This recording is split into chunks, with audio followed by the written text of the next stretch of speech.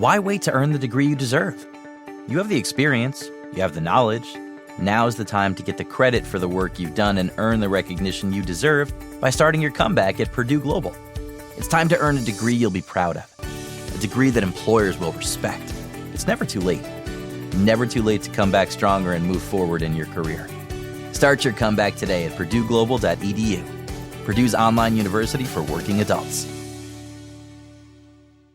Shopping for humans is hard. Shopping for your dog is easy thanks to Bark. Every month, we deliver toys and treats just for your dog. Whether it's fun plush or tough toys for heavy chewers, we spoil all the dogs. Subscribe now and get a free upgrade at barkbox.com/iHeart. Episode 143, How Lydia Senn Paid Off $36,000 on One Income.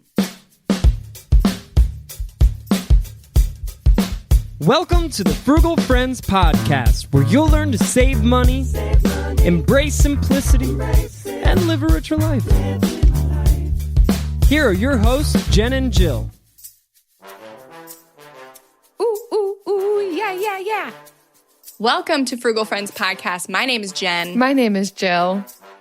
And this is the second time we're recording this intro because I forgot to hit record last time. But if you're hearing this, I remembered to hit record. And it's refined now. It's the refined intro, outro. Yeah, you're not getting any of this amateur stuff. You are getting real professional podcasting. And we are excited to share with you a legitimate professional, Lydia Senn. She has a wildly successful YouTube channel, podcast, and you guys are big fans of her. I know this because when I asked, who do you want to hear in the Frugal Friends community on Facebook, it was unanimous that you wanted to hear Lydia's story. And so we reached out, and for some reason, she agreed to come on.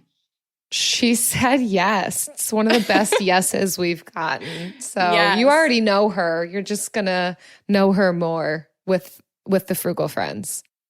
So before we get into our interview with her, let's give a shout out to our sponsors. So this first one is near and dear to me.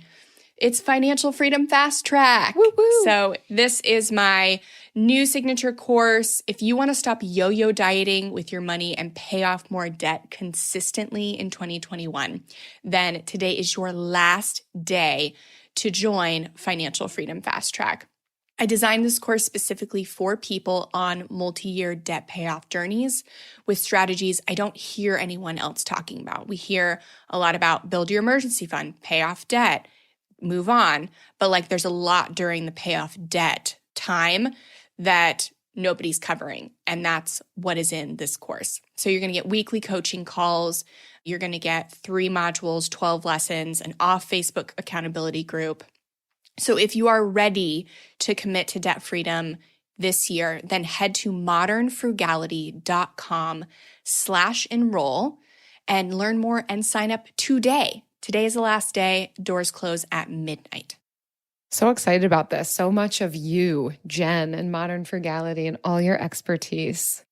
I love talking about it, and Travis is sick of it. And so Got to talk to someone. I do. Yeah. This is for me. Also brought to you by Leftovers. They're calling to us from the fridge, begging us not to crowd them with another food item that renders them even more obsolete, unseen, and forgotten in the back. They also want to remind us that they can be repurposed into a soup, salad, or casserole. We know, casseroles are the worst, but for our sponsor today, it's better than nothing. Leftovers, using them up is the kind and frugal way.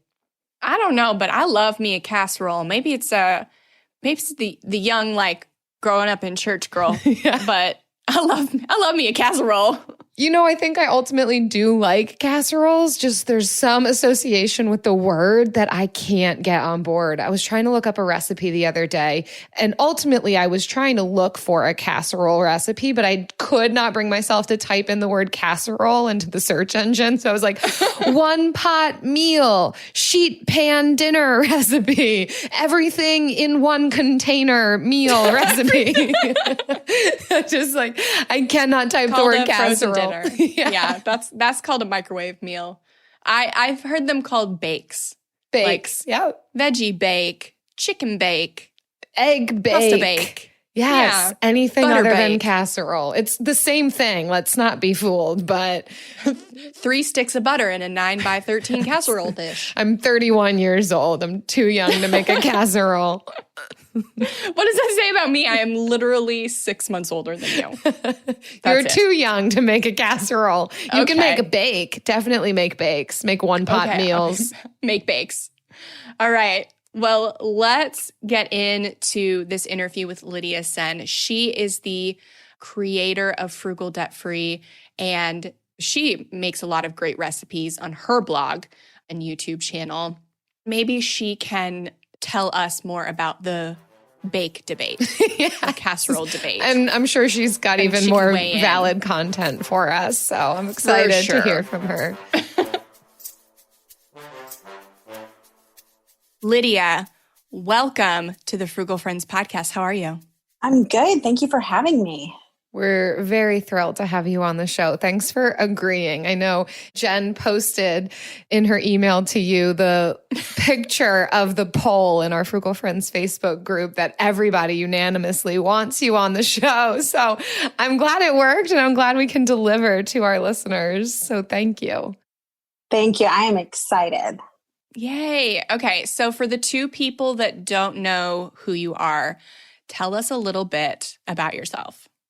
I'm Lydia Senn. I talk about frugal and simple living. We have 4 kids. We live on a little egg farm.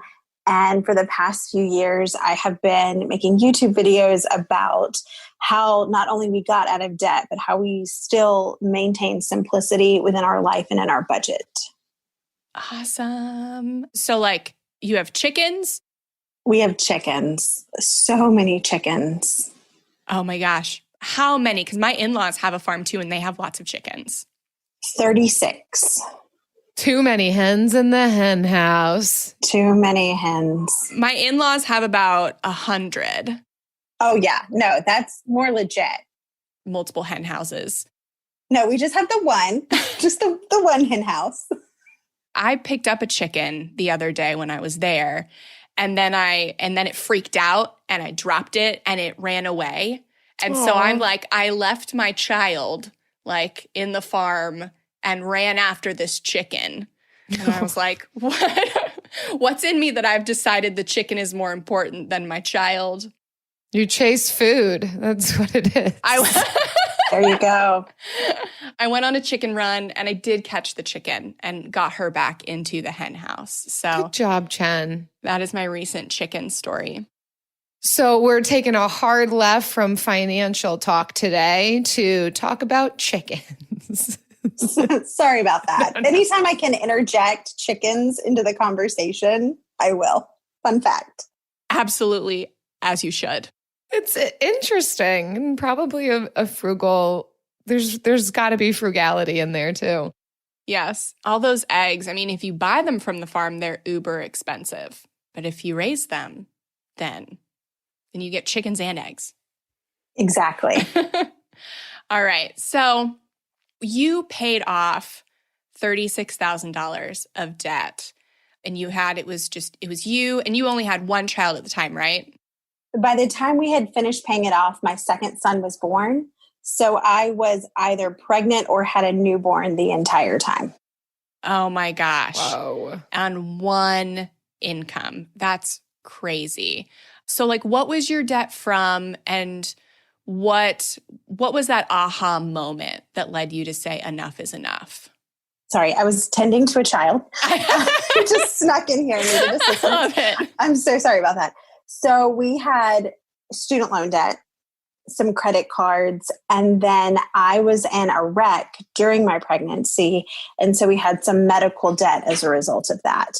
And that wreck was kind of our aha moment, because before that, we were in such a bad financial place. We ended up going through a short sale. It was just a mess.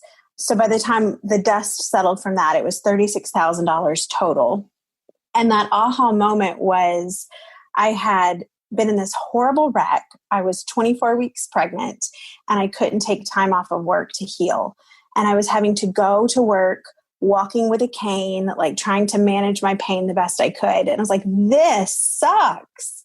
I mean, I can't even afford to take time off of work to heal from something that has been both physically and emotionally traumatizing. I have put myself in this corner where I have like zero options. And I don't ever want to feel that way. And I don't ever want anyone else to feel that way. And so that was just we've got to dig in the dirt and get ourselves out of this mess. Wow. It sounds like such a feeling of being trapped, which I don't think any one of us likes that feeling, but to recognize there's not really a way out for me right now because of this debt. And I have to do these things, even if it's not best for me. I have to go to work. It's interesting. People's aha moments are always a little bit different, but some version of the weightiness of it hits, and then it propels towards, well, what do I do differently so I never find myself in this position again? Exactly. I've always said that being in debt feels like a backpack full of bricks, but you can't take it off. I would agree with that. That's what it felt like for me. And it was heavy. It felt like a physical weight, even though it was only mental. And there's so much anxiety. I like to ask this question to people who've paid off debt, but like, did you feel like you were in a good financial place to start paying off debt when you started? Oh, no. No, it was really like, okay, how are we going to do this? Because I feel like there's this secret first step that no one talks about, and that is getting current on your bills. Because so often, not only are we in debt, but we're living paycheck to paycheck and we're behind. And so that's like that secret first step no one talks about, is just getting to the point where you can like pop up and take a breath before you can keep swimming. Yeah, just look at what's right in front of you to do and start there. That's great. Yeah, I don't think I've ever heard anybody describe that. Just where do I go from here? What's the first thing to do? What else would you say, Lydia, in this journey, and as you reflect on where you were, how you decided to start your debt-free journey, and then through that process, what would you say were the high impact things that you did to pay down that debt? One thing we did, and I want to acknowledge that this is not feasible for most people, but we moved to a place where the cost of living was lower. So while I was pregnant, my husband started looking for jobs. And he got one. It was a better opportunity for him, but it was also in, ironically, the place where I grew up, which I did not want to ever come back to. But like, God has a sense of humor, right? So he ended up getting a job down here. We left Atlanta, but it was the cost of living down here was so much less expensive. But then we also moved into the cheapest place we could find, which I don't always recommend doing. But for us, it was the best option because we were desperate to just get this over with. And so I recognize that those aren't necessarily things that everyone can do. But if you do find yourself in a situation where you do have the ability to move, I think someone called it geohacking to a less expensive area. I highly recommend you take that opportunity. Yeah. I mean, if you're a renter without kids, especially, like you have a world of opportunities. And I emphasize this study all the time, but like if you are staying in a job for more than 3 to 5 years, then you're not going to get the raises. You're going to get 50% less income over time than somebody that job hops to better job opportunities. So really? Yeah, it was a study published in Forbes. So there's just not enough raises to go around in intercompany raises. So most of the time, to get that 5 to 10% jump that you want to have every 3 to 5 years, it means looking for a different job. Moving jobs, moving locations even. And I love that you said this, Lydia, because I think while it's not maybe attainable for everybody, it's still worth stating. It's something that I've talked about as well. It's one of the reasons Eric and I moved from very expensive area in Pennsylvania to St. Pete, Florida, because the cost of living is so much less. And our dollar can go further. We can get, actually for us, a very beautiful home for a fraction of what we would have bought a townhouse for up north. So I think that this is an incredible hack that is worth considering. And I think oftentimes we're looking for the smaller things like, well, what if I cut out coffee? And what if I didn't, go out to eat so much? And those things are good. But if you're really looking to make a big dent, this is the kind of stuff and the kind of creativity and problem solving that might be worth considering. I think it's worth talking about. I don't hear many people saying, have you considered moving someplace else? Not even long term, maybe even for a year or two to save money. So that's amazing. Well done. And I know that it's not something, moving is expensive in and of itself. And so it's not something that everyone can do, just pack up and leave. But yes, if you have the opportunity present itself, by all means, please take it. Yeah, it's funny that you said you didn't want to move back home because I actually remember I told my mom, I was like, I will never move back to St. Pete. Like I just flat out told her. And then several years later found myself back in St. Pete and now we own a home here. We had a 6-week-old baby. We came down here for the job interview. We stayed with my parents and I was just casually having a conversation with my mom and she started cackling. And I said, what? And she said, just not only are you moving back to Alabama, but you're moving here. And I just can't get over it. Yeah. Yeah, this is fun for you, isn't it? So geohacking, and I love that word. I'm going to steal that now. Anything else that you found in your journey really helped in debt payoff for you and your family? When I say that we lived a life of extreme frugality, I don't think people quite understand. We did not do anything. We did not go anywhere. And this is not a method that I recommend because you will burn out. But I knew if we do this and we stay the course, it's going to be over soon. And so we didn't go out to eat. We didn't get coffee. We didn't do anything. We went meatless a couple days a week. I tried to cloth diaper. It was horrible. Again, don't recommend. We were those people is that show Extreme Cheapskates still on? Yes. Well, I don't know if it is, but I'm familiar. Yeah. I think we could have been good contenders to be on that show. But again, do not recommend living the way we lived. But I knew okay, if we stick it out, and I joke, we didn't leave our house so much. We ended up with a second baby. That's expensive. Exactly. But when you have a 1-year-old, you're not leaving your house much anyways. So it's not like you were doing anything super out of the ordinary. And we live in the middle of nowhere. There's nowhere to go. AI might be the most important new computer technology ever. It's storming every industry, and literally billions of dollars are being invested. So buckle up. The problem is that AI needs a lot of speed and processing power. So how do you compete without costs spiraling out of control? It's time to upgrade to the next generation of the cloud, Oracle Cloud Infrastructure, or OCI. OCI is a single platform for your infrastructure, database, application development, and AI needs. OCI has 4 to 8 times the bandwidth of other clouds, offers one consistent price instead of variable regional pricing. And of course, nobody does data better than Oracle. So now you can train your AI models at twice the speed and less than half the cost of other clouds. If you want to do more and spend less, like Uber, 8x8, and Databricks Mosaic, take a free test drive of OCI at oracle.com/strategic. That's oracle.com/strategic. oracle.com/strategic. Hi, I'm Martine Hackett, and I'm hosting the second season of Untold Stories, Life with a Severe Autoimmune Condition, a production from Ruby Studio in partnership with Argenix, sharing real stories of MG, CIDP, and other autoimmune conditions. We hope to share inspiration and educate the larger community about these severe and often overlooked conditions.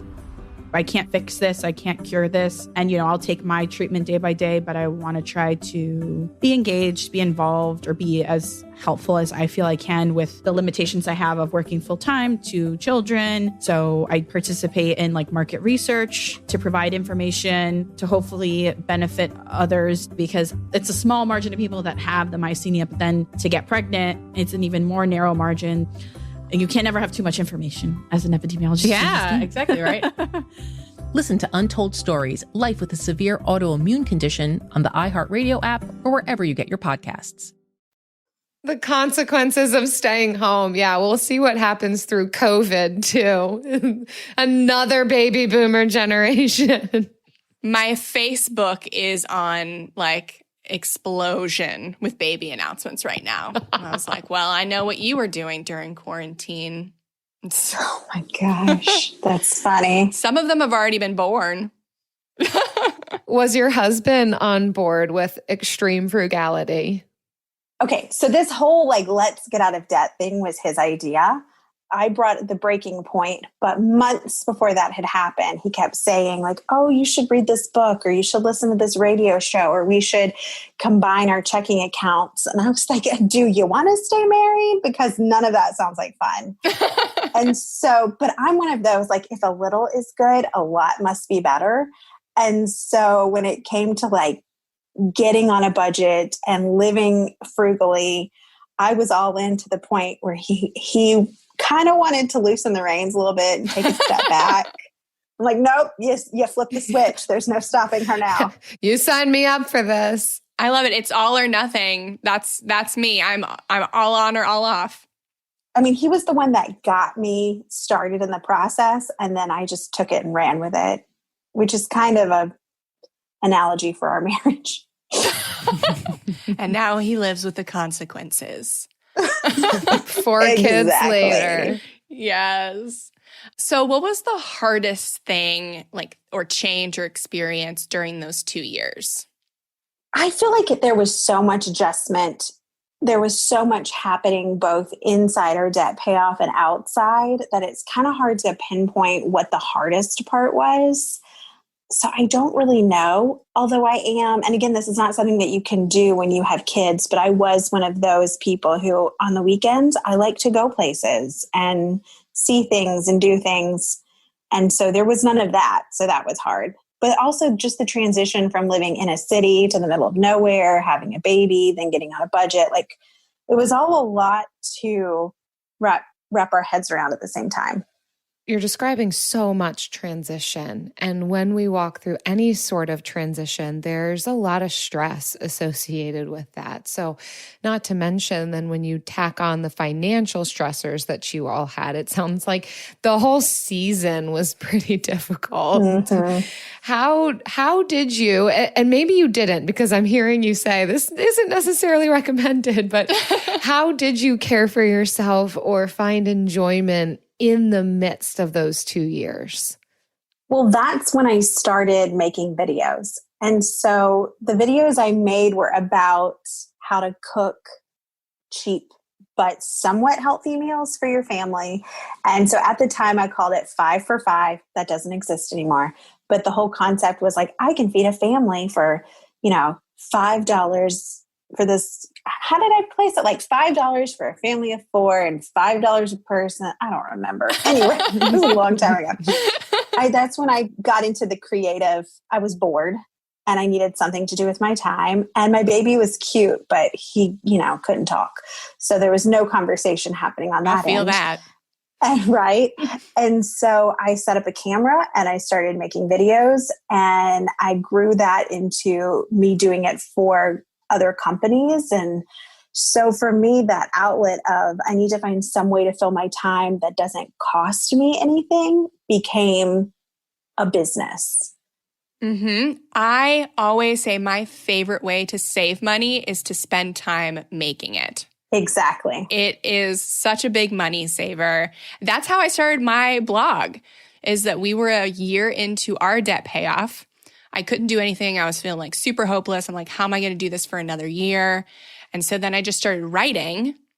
And like helping people was super encouraging and motivating for me. And it gave me something to do. So I didn't even like remember that my friends were going out on Saturday night because I was at home writing and, doing this hobby that, has become my full-time business.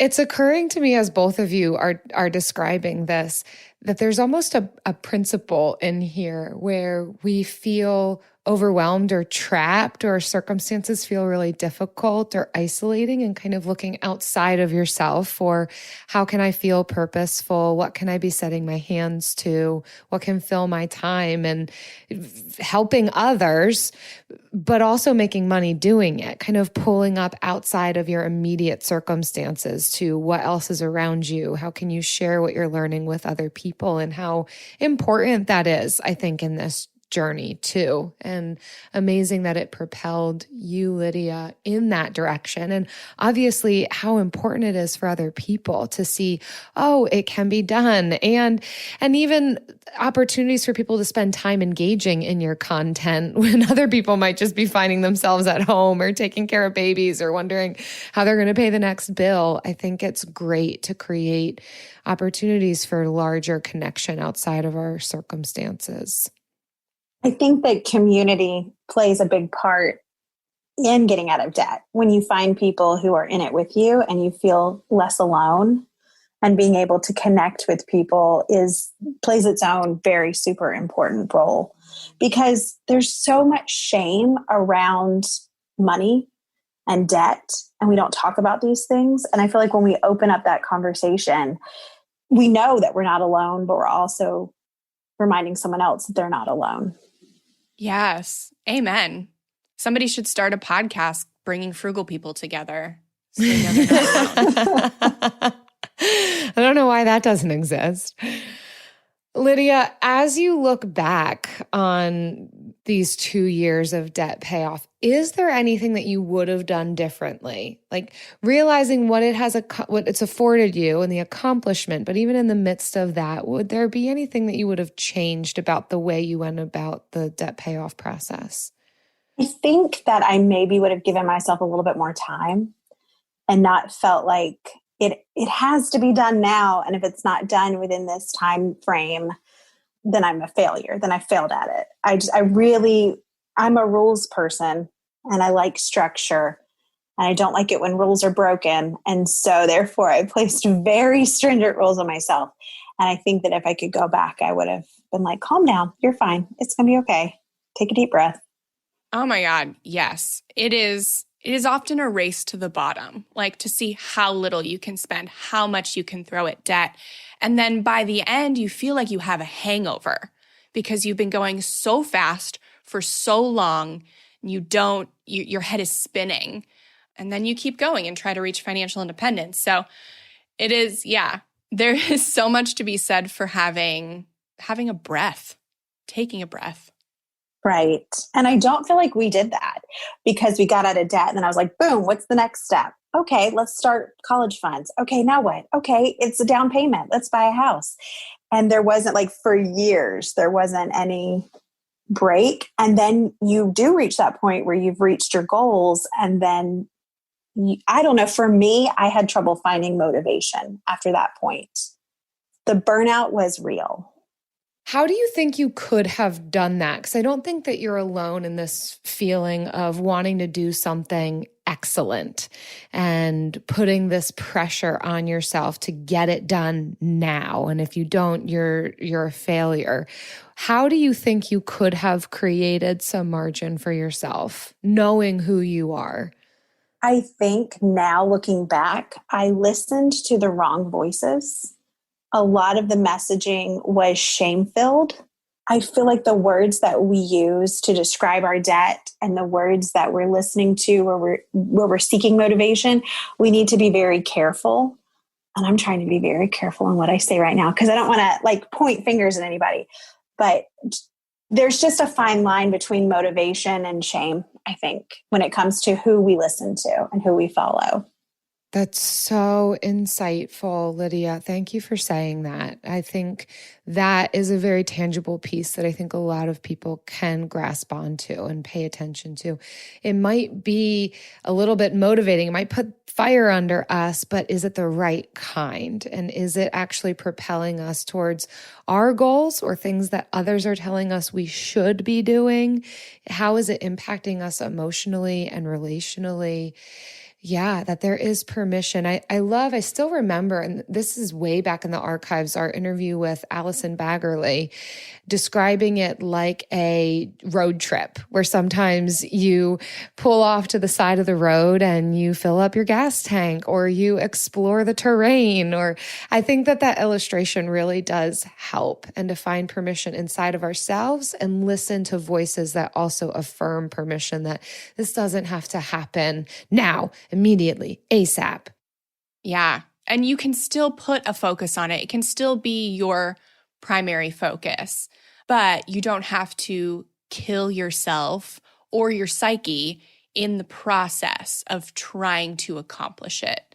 I think the power of having just one thing. I mean, I love the book, The One Thing by Gary Keller. So I always say, like, focus on one thing at a time. But I think it's more sustainable too, because then you can take your foot off the gas sometimes. And because you know where you're going back, because you know which goal you're going back to and which step is next on the goal, it doesn't take as much time to regain momentum. And it's a more sustainable form of motivation, for sure. Exactly. Do you know what else is sustainable and motivating? Oh my gosh, I do. It's my favorite road trip stop. The bill of the week.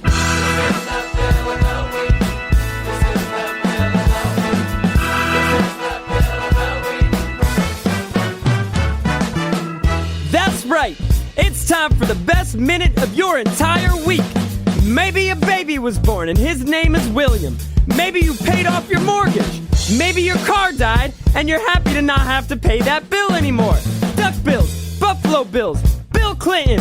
This is the bill of the week. Lydia, every week we invite our listeners or our guests to share with us their favorite recent bill. And I know you have a juicy one for us. Yes, mine does not make me look like the most responsible or on top of it person. Our garbage bill is paid quarterly. And I can never seem to remember whether or not we've paid it. Like every single time I have to go in and look at our bank account. And they also will just send out past due notices. Like they send you a bill and then a week later you get a past due notice. And so they're all the time having clerical issues and you have to call and get it corrected. Well, we had a storm blow through and we needed some debris picked up by the garbage collection. And you have to call and make an appointment if they're going to pick up bulky trash. So I called and they called me back and they said, Miss Senn, we would love to get you on the books, but you have not paid your bill in 2 quarters. I had not paid my garbage bill in 6 months. They were picking up my garbage every week. I do not know what happened. And oh my gosh, I was so embarrassed. And she's like, don't worry, Miss Senn, we know you're a good customer. You've always paid your bill. It's fine. You're not the only person who did this, but we're going to need you to take care of it right away. There is like a $50 fee for both bills that you missed, but it's okay. And so like $200 later, I finally get my garbage bill paid.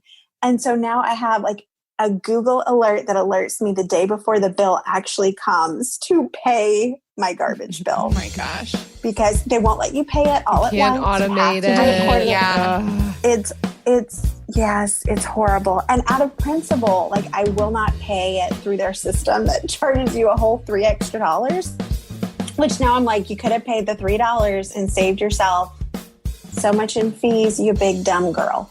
So that's my story. I know. Well, I don't think that you're dumb. So I appreciate the transparency. I might not pay it online for a $3 fee if we're being honest.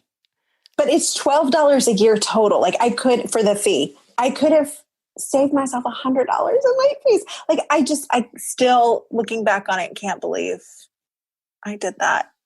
The biggest thing is I can't believe there are still places that will not allow you to auto pay. Like we just refinanced our mortgage and I have to request to be able to automatically transfer at the same bank from the checking to the mortgage. Like I can't just set that up online. I got to send an email and then I got to check back in internal emails and see if they responded. And I was like, why is this hard? Why won't you just take my money? I know. Well, and see where we live, my excuse is like, oh, it's such a small area and it's very rural and they probably don't have the infrastructure. But yeah, if I can pay my other bills just by like texting in a code, you should be able to, come on. Oh, I appreciate that vulnerable bill. Just the bill that didn't get paid. That's a new one for us. Yeah. Oh man, if you're listening and you've got a bill that you forgot about, a bill that cost you more bills, or any other kind of bill. Bills on bills on bills. Stacks on stacks. Leave us your bill at frugalfriendspodcast.com/bill. We'll listen to it. We'll comment on it. We'll share it. All the things. Hi, I'm Martine Hackett, and I'm hosting the second season of Untold Stories, Life with a Severe Autoimmune Condition, a production from Ruby Studio in partnership with argenx, sharing real stories of MG, CIDP, and other autoimmune conditions. We hope to share inspiration and educate the larger community about these severe and often overlooked conditions. I can't fix this. I can't cure this. And, I'll take my treatment day by day, but I want to try to be engaged, be involved, or be as helpful as I feel I can with the limitations I have of working full time to children. So I participate in market research to provide information to hopefully benefit others, because it's a small margin of people that have the myasthenia, but then to get pregnant, it's an even more narrow margin. And you can't never have too much information as an epidemiologist. Yeah, exactly right. Listen to Untold Stories, Life with a Severe Autoimmune Condition on the iHeartRadio app or wherever you get your podcasts. Shopping for humans is hard. Shopping for your dog is easy thanks to Bark. Every month, we deliver toys and treats just for your dog. They deserve to be spoiled anyway. At Bark, we send your dog a whole new collection of toys and treats made just for them every single month. Whether it's our fun plush toys from BarkBox or our ultra-tough toys from Super Chewer, we give your dog exactly what they want. For a limited time, we'll double your first box for free. To get your free upgrade, go to barkbox.com/iHeart. We'll share in your sadness or support, whatever you need. I wish that I had a more inspiring, uplifting story, but the reason I chose that was to tell people, you can still be with it and on a budget and saving money and living your best debt-free life and still make mistakes, and it's okay. Yes. Amen. But I do still feel like an idiot sometimes when I think about it. I laugh. I kept that past due notice that I swore I had already paid. I kept it on the refrigerator. It's still there, just as a little reminder. Don't get cocky. Oh my gosh. It happens to the best of us. I think I shared this on the podcast a while ago, but when I was laid off from my job, I had to transfer my 401k to an IRA, and it was a month before I gave birth. And so I set up the rollover to my IRA. I got all that taken care of. And then I gave birth and I forgot about it. And then I check back a year later and I forgot to invest the rollover into index funds. And it just sat there in the brokerage account for a year. And I tell people to do that. And multiple articles I've written as a finance writer, I have told people to do that and to check. And there I sat in front of my Vanguard account looking at my $19,000 just sitting there, growing at 1%. I did that when I opened my Roth IRA. I thought you just open it and yay. I didn't know initially that you had to invest the money. I thought it was all one thing. And I think I was on TikTok and someone was doing a little TikTok video about why your IRA wasn't growing. And I'm like, oh, that's me. Okay, yeah, no, you need to do that. Yeah, I made a video about it on YouTube and somebody in the comments like, oh no, I did that. And I was like, I saved you, girl. That was my mission, to help one more person. Why isn't Vanguard and other places helping people with that? Like, why aren't they calling them up and saying, hey? They send like 8,000 email alerts about everything else. They could send you a little reminder to invest your money. Here's a Christmas list. This is like, what? I don't need you Christmas shopping for me. I need you telling me what to do with my money. Yes. Anyhow, that brings us to the lightning round. We just like to yell, Lydia. Yeah. That's okay. I'm used to it. I have 4 children. Oh, I'm sorry. This is not a peaceful experience for you. Oh, this is wonderful. Yeah. First of all, this is wonderful. Second, there are no more peaceful experiences in this house. It's cool. It's fine. We're good. Oh, you're just like foreshadowing like everything that's about like going to be my life. Hopefully not with 4 children, but like eventually with more children. And I see myself in a few years and I'm like, well, cool. Looks Potty good. training, I mean, it looks good. Loud. It looks good on you, Lydia. Yeah. I mean, thank you. Your skin still looks great, but. Oh, thank you. It's the $42 I spent on rock retinol. Thank you. Money well spent, girl. There you go. We're not using the video, but I see you. Thank you. Anyways, lightning round. We're going to go through, we're each going to share one thing financial freedom has afforded us that may not have been possible or may not have been a blessing had we still been in debt. So real life examples. And Lydia, as our guest, please, you can go first.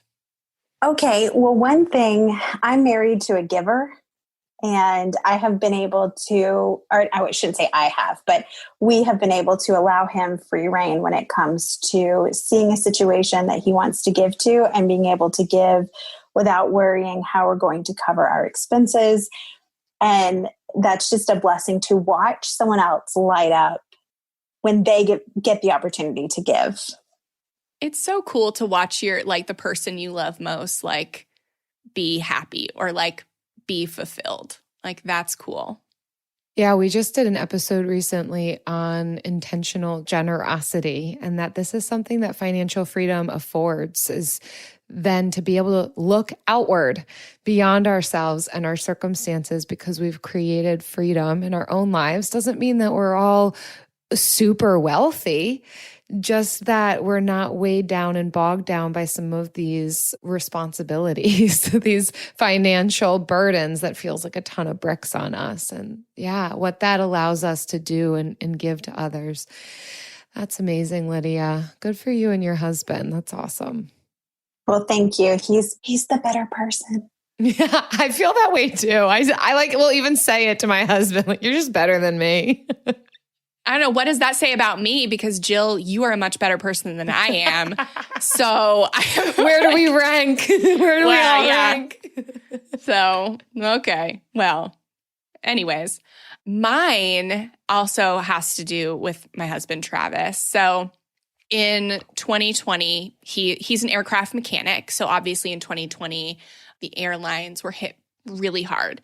Fortunately for us, he works at Allegiant, which is domestic. So they didn't lose any international revenue because that's not what their business is built on. So nobody lost their jobs, but everyone was given the option to take voluntary time off at half pay.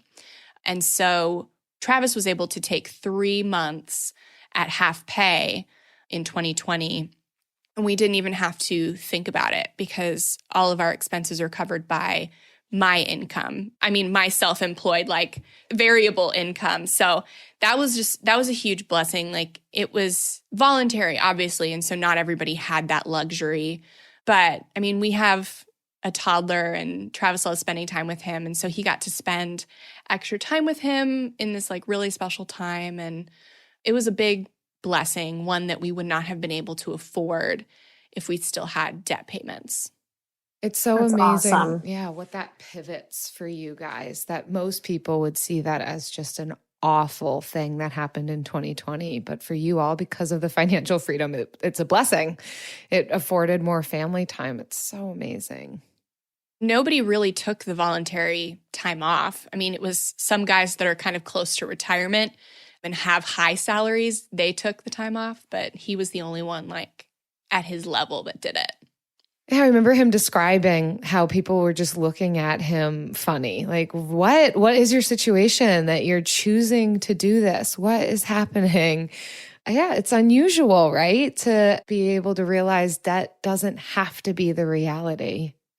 For me, a recent example of what financial freedom, I'm not incredibly, right? I'm not retired, but being debt-free has afforded me is one, certainly buying our house. What did we buy it? August. In 2020, we bought a house. But so many people have been wanting to come visit us in Florida, and it has allowed us to host a lot of people. Even in the last month, we've had someone here every single day. We just came off of a week of hosting 4 people in our home. And that would have really been very overwhelming to me if I was still paying off debt, just financially. And I like to provide for people, but I'm thinking, what is the electric and water bill going to be? And, all this food, and we've got a propane fire pit, and just all these things that we want to give to people that I don't need to be stressed about because we are not in debt anymore. And we're able to set that money aside to host people. So that has been so enjoyable to give to people in that way. A little resort experience in St. Pete. Yeah, I mean, your place is like a resort. I love going over there. I love having you. Come on down too, Lydia. Okay, sure. I'm not that far away from you, so. That's true, yeah. Quick little road trip. Yeah, drive down. We're here. She has a guest room. I have an office. So Jill is the more generous one of us. She's talking about housing people and hosting them, and I'm just like shrinking back. Oh, we hosted people when they gave us money. We did Airbnb for several years, but now we have a child and can't keep the house clean anymore. But if you give me money, I'll host you. I'll be a great host. For the money. If you pay me. Money talks. Lydia, thanks so much for coming on and hanging out with us. I feel like you are a kindred frugal friend, a kindred spirit. And where can people find more of you if they are feeling the same? Well, thank you for having me. This has been fun. Y'all are amazing.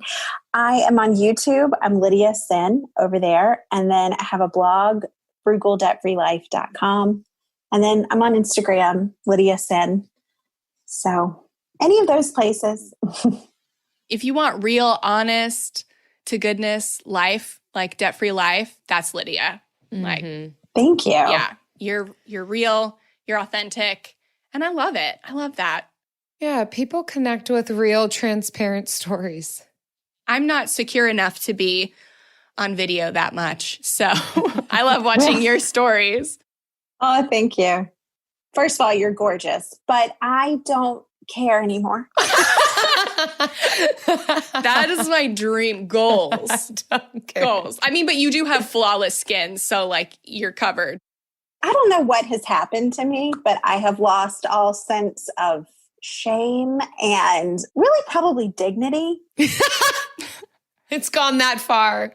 I think if you change enough diapers, I think you lose dignity. I have changed so many diapers in public and people look at me weird and I'm like, get behind me, Satan. Like I'm doing me.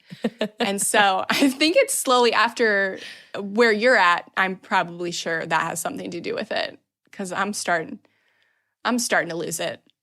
My mom today had to have a talk to me about, she was like, Lydia, I think it's great how honest you are, but a filter isn't always a bad thing, particularly in something as public as YouTube. I'm like, oh, yeah, you're probably right. That's amazing. That's the Southern for you, right? Yeah. Well, it's not always appropriate to tell people everything you're thinking. I remember I got that lesson from the pastor's wife. Oh, bless it all. Oh, moms. I hope that you guys loved that interview as much as we did. I really feel like Lydia could be our third frugal friend. I really think so too. Do you think she would do that? Can we invite her? She could come on every week for free and just hang out with us so we could pay her in laughs. Yes. I think they say laughter is medicine. So I think we'd essentially be providing her with like some health insurance. We could charge her. Actually, is what you're saying. We're giving her medicine. Oh, okay. Don't listen to that, CDC. Yes. Don't flag it. And I'm sure she would not give up what she's doing now for that kind of payment. I guess not. Maybe an exposure. What we're really saying is we enjoyed it. So glad you all did too. Yes, and we hope that you enjoyed it too. And thank you for listening. We hope that you keep listening long after January. I know that you are on fire this month with your financial goals, and I hope that we can help you maintain that momentum long after January is done. And so if you learned something, if you enjoyed it, if it's helped you on your journey, we would love for you to leave a kind review. We love your reviews on iTunes and Stitcher, kind of like this one, which maybe is my second favorite review ever, behind the one that said, "We are the Taco Bell of podcasts." That's true. But this one's called Men Listen To. It's from Transman01, and it just happens to be 5 stars. He says, started listening to this podcast about a month ago. Great informational topics with some fun. Keep up the awesome podcast. You too. So, amazing. It's a good reminder that men listen too. Yeah, 1% of our listening audience. It's not just females over here. You represent the 1%. Love to hear from you. Oh, but I mean, I think we're great, so it's nice to hear that other people do too. It's nice to hear that he's the third man that listens to the podcast. Behind Eric and Travis, it's also Trans Man. Eric, Travis, and Trans Man. Yes. We've got a few others. We've got maybe like 5 male listeners. If you are a dude and you listen to the show, I want you to raise your hand in the reviews. Hey, yeah, come out of the woodworks. Don't be shy. Yes. We also want to thank our friends who share these episodes on social media. So when you share the latest episode and tag us on Facebook or Instagram, we're adding you to our monthly drawing. For every 5 tags and reviews we get, each month, we give away 1 copy of the Frugal Friends workbook. So many resources for you all in the new year. Frugal Friends workbook is one of them, and you can win it by tagging us and leaving a review. Yeah, so keep leaving us those reviews on iTunes or Stitcher and sending the screenshot to frugalfriendspodcast@gmail.com. And don't forget to tag us on social @frugalfriendspodcast. See you next week. Frugal Friends is produced, edited, and mixed by Eric Sirianni.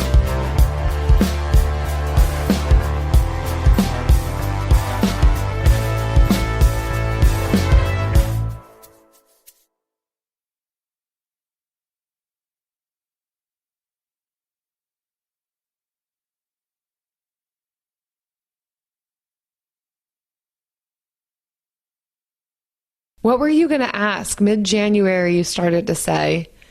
Did you have a mid-January question for everybody? Oh, you know what? I read that by January 12th, most people have given up on their New Year's resolutions. And so this goes live January 15th. And I just want to know where people are at. I don't know. I've given up on New Year's. You know what? I didn't even make it to the 12th. I'll tell you what. I didn't even make it to the 12th. I mean, it's 2021, and I'm just glad to have stepped into that. That's been it. So accomplished. Blessings. Some pants today, and I'm just like, pants. Yeah, that's as good as it's gonna get. Yes. January. I got a good bun today. Like normally, this is not round. But I put some bobby pins in it to make it presentable. Oh, that's next level. For when you our got to pull out the bobby pins. I put on some lipstick today. It's worn off by now because of the coffee. Yes. That happened earlier. Well, you know what? So we're crushing it, clearly. We are crushing it. Mid-January. I feel like the bar needs to be a little bit like lowered for resolutions. Lipstick, because if round I see bun. one like lose your quarantine 15 in the new year, new you, lose your quarantine 15, I'm gonna actually explode. Like my body will explode. Maybe you need to insert your other suggestion of like what voices you're listening to. There you go. Yeah, I'm still Not trying to for lose me. my 2019 15. So I'm not worried about me. I'm secure in my extra stretch pants. But I'm worried like the voices for other people. Like you don't need that. You don't need to listen to that. no. Yeah. I mean, whatever you want, but you don't need that pressure. Yeah, that's why they make stretchy pants. Like, and they're so much more comfortable than jeans. Like, let's be honest. I've been telling, I'm a counselor in my day job, and I cannot tell you how many times I keep repeating this phrase: safety and stability is a fine aim. And for some, I've even needed to say, this is the excellent aim, because it doesn't sound like good enough. Like, no, just stability, just aim there. You don't have to be thriving right now. This does not have to be your best life now. Just what can you do to ease the bumps and the turmoil? That's good. Yes. Maybe your year starts in June or August. I don't know. Just like sleep until then. Just get by. Just what's that meme about? I'm going to need a trial period before I subscribe to 2021. That's how I feel. Like we're going to start it. We're going to start it in February, middle of February. See how it goes. I don't know. We might need a 90-day trial because 2020 started out good for the first 60. So we need an extended trial period before we do anything else. I like that idea. Okay. Extended trial period. Done. Bring home Napoleon. Destiny has brought me here. The action epic from acclaimed director Ridley Scott. What is your name? Napoleon. You are the greatest leader in the history of the world. Witness the rise. You are nothing without me. Of the legend.